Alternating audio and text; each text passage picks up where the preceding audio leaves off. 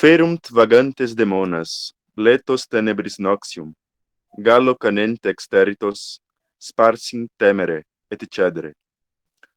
Conta-nos que os demônios vagueiam, felizes pelas trevas das noites, assustados pelo canto do galo, aqui e ali temem e fogem. Assim tem sido desde os primórdios da humanidade. Os homens temem as noites, povoadas de assombrações. Uma delas, o lobisomem, vaga pelas sombras há muitos séculos e continua viva na imaginação dos homens. Licão, rei da Arcádia, teve um certo dia a honra de receber Júpiter em seu palácio. Não crendo na divindade do hóspede, tentou matá-lo durante o sono e ainda teve a ousadia de servir um prato feito com carne humana para testar a onisciência do deus. Recebeu o castigo justo. A veste se converte em pelo e o braço em perna. Fez-se lobo e conserva algo da antiga forma. As mesmas cãs, o mesmo rosto violento, o mesmo olhar brilhante e um furor idêntico. Nos conta Ovídio, poeta do primeiro século depois de Cristo, nas suas metamorfoses: Licão, licantropo, lobo-homem, lobisomem. Petrônio, prosador latino, que também viveu no primeiro século, nos conta uma história de lobisomem que não fica muito longe das que aparecem nos livros modernos. Durante um banquete, pediram a Niceros uma narrativa de aventuras. Historia o interrogado que, tendo de ir a Capua, convidou um soldado valente, seu velho camarada. Era noite de lua. Atravessando o cemitério, o soldado conjurou as estrelas, despiu-se, pôs urina nas roupas e tornou-se lobo, uivando e correndo pelo mato. Niceros não pôde recolher as roupas do companheiro porque haviam tomado a forma de pedras. Atemorizado, fugiu para a casa de Melissa de Tarento. Esta contou-lhe o assalto de um grande lobo arredio e subsequente luta com o fâmulo que ferira o animal no pescoço. No outro dia, Niceros encontrou o amigo nas mãos do médico. Tinha um profundo ferimento na nuca. Era um versipélio. Na antiguidade, Varrão, Heródoto, Plínio o Velho e Sócrates, entre outros autores, acreditaram em homens que se transformavam em lobo. A crença na metamorfose humana em lobo, por um castigo divino, atravessou séculos. Na Inglaterra, São Patrício transformou em lobo o rei de Gales, Veréticos, e São Natálio, na Irlanda, mandou que um homem ficasse lobo durante 7 anos. Na Rússia, a tradição era viva. A maioria dos lobos, cujas alcateias famintas uivavam nas noites geladas de dezembro, eram pecadores amaldiçoados por crimes cometidos na terra. Estavam cumprindo penitência e um dia voltariam à comunhão de todos os fiéis. Os romanos espalharam o versipélio em todos os cantos da terra conquistada. O animal fantástico foi assimilando peculiaridades locais, deformando-se e nacionalizando-se, mas com os traços característicos que o fazem uno, inconfundível e completo no quadro geral do fabulário popular. A lenda pode ser encontrada na China, no Japão, na África e por toda a Europa, inclusive em Portugal, de onde partiu para chegar ao Brasil. Os traços com que a imaginação do nosso povo retratou o lobisomem são duplos, porque também essa criatura infeliz, conforme o nome o mostra, é dual. Como homem, é extremamente pálido, magro, macilento, de orelhas compridas e nariz levantado. A sua sorte é um fado, talvez a remissão de um pecado. Nasce esse lobisomem. Em certos lugares, são os filhos ou praticantes de incesto, mas, em geral, a predestinação não vem senão de um acaso fortuito e liga-se com o número que a astrologia acádia ou caldaica tornou fatídico, o número 7. O lobisomem é o filho que nasceu depois de uma série de 7 filhas. É como um dízimo que o diabo cobra aos que têm muitos filhos. Aos 13 anos, numa terça ou sexta-feira, sai de noite e, topando com o lugar onde um jumento se espojou, começa o fado. Daí por diante, todas as terças e sextas-feiras, de meia-noite às 2 horas, o lobisomem tem de fazer a sua corrida visitando 7 cemitérios de igreja, 7 vilas acasteladas, 7 partidas do mundo, 7 outeiros, 7 encruzilhadas, até regressar ao mesmo espojadouro onde readquire a forma humana. Sai também ao escurecer, atravessando na carreira as aldeias onde os lavradores recolhidos não adormeceram ainda. Apaga todas as luzes, passa como a flecha, e as matilhas dos cães ladrando perseguem-no até longe das casas. Quem ferir o lobisomem quebra-lhe o fado, mas que não se suje no sangue, de outro modo herdará a triste sorte. Para o sertão, o lobisomem está fixado em dois modos, como castigo e como moléstia.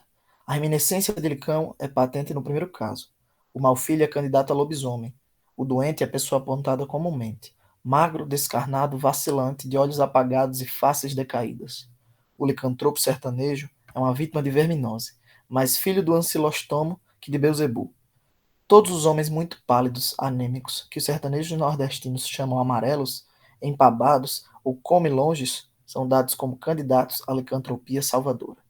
Nas noites de quinta para sexta-feira, viram as roupas às avessas, espojam-se sobre o estrume de qualquer cavalo ou no lugar em que este se espojou. Crescem-lhes logo as orelhas, que caem sobre os ombros e se agitam como asas de morcegos. A cara torna-se horrível, meia de lobo e meia de gente. Transformados, os infelizes saem correndo pelas estradas, loucamente a rosnar, atacando homens, mulheres, crianças, todos os animais recém-nascidos ou novos, como cachorros, ovelhas, cabrinhas, leitões. Derribada a vítima, o lobisomem despedaça-lhe a carótida como uma dentada e suga-lhe o sangue. Essa ração de sangue justifica-se na impressão popular, a licantropia sertaneja. Se o anêmico não conseguir a dose de sangue necessária ao seu exausto organismo, morrerá infalivelmente.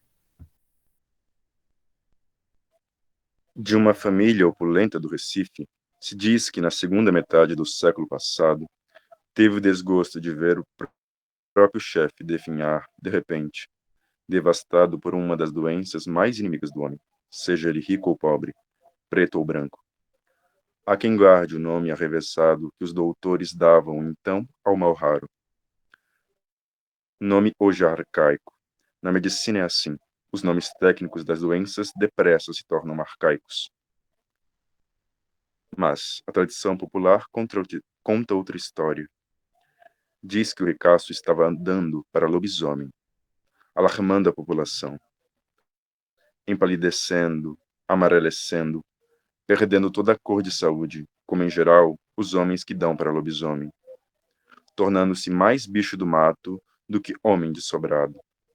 Desesperado de encontrar cura ou alívio para o seu mal na ciência dos doutores, recorrer o ricaço ao saber misterioso dos negros velhos, um dos quais, depois de examinar bem o doente rico, dissera à família: Ioiô só fica bom comendo figo, isto é, fígado. Disse que o próprio negro velho se encarregou de sair pelos arredores do Recife, com um saco ou surrão às costas. Ia recolhendo o menino no saco e dizendo que era osso para refinar açúcar.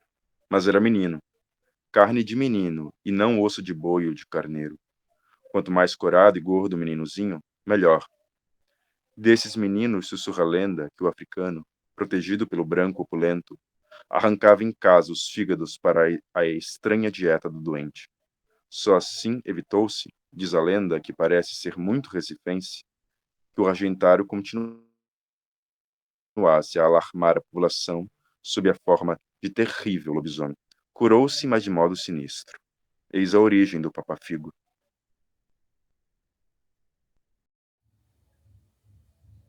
O lobisomem é invulnerável a tiro.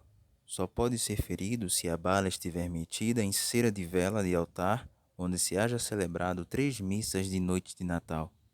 Apesar disso, pode ser cortado de faca. Para desencantá-lo é preciso, com um golpe de lâmina, fazê-lo verter apenas algumas gotas de sangue. O diabo vem lamber o sangue, considera-se pago do seu dízimo e a pessoa isenta-se do seu sombrio destino. Mas é preciso ter cuidado com o lobisomem que deixou seu destino. Desencantado, o lobisomem fará todos os esforços para matar quem teve a coragem de enfrentá-lo e, enfrentando, identificá-lo diretamente. Com medo de ver divulgada fama humilhante que o fará um réprobo, o lobisomem quase sempre abate seu salvador com tiros de carabina, pedindo-lhe que o acompanhe até a casa, a fim de receber os primeiros sinais de sua gratidão imorredora.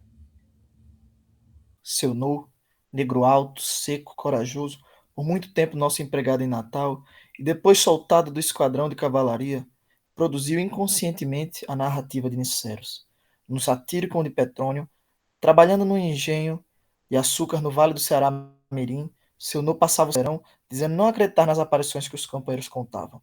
Um deles, homem robusto, pálido, de nome João Severino, meio zangado, declarou-lhe que dentro de breves dias talvez se arrependesse de zombar dos lobisomens. Os companheiros do eito avisaram que João Severino virava e que seu nó andasse armado e nunca se afastasse das casas do engenho. Uma noite vinha atravessando uma pequena várzea quando um bicho preto, do tamanho de um bezerro, com imensas orelhas tatalantes, coberto de pelos, precipitou sobre ele, roncando de furor.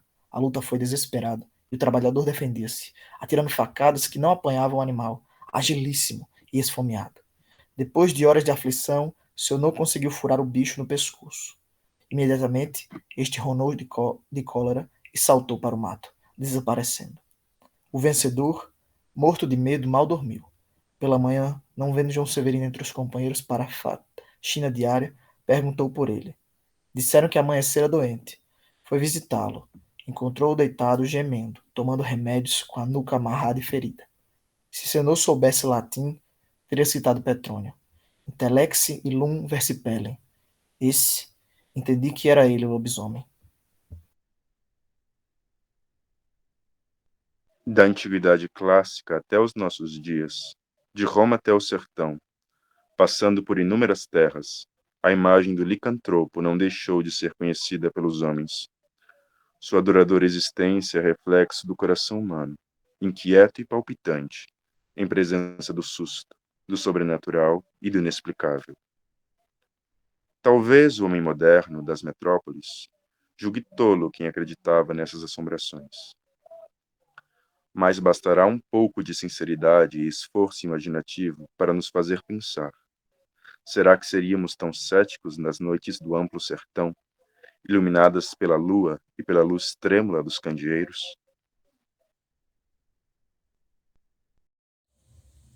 Sob a jaqueta de lã do bretão ou no gibão de couro do vaqueiro, o pavor é idêntico, vendo, debaixo dos grandes cajazeiros ou na penumbra das ruas vazias, batida pelo luar, a figura ligeira e negra, impressionante e terrível do licantropo, lobisomem, erudito versipélio, herança atávica do medo na alma triste dos homens.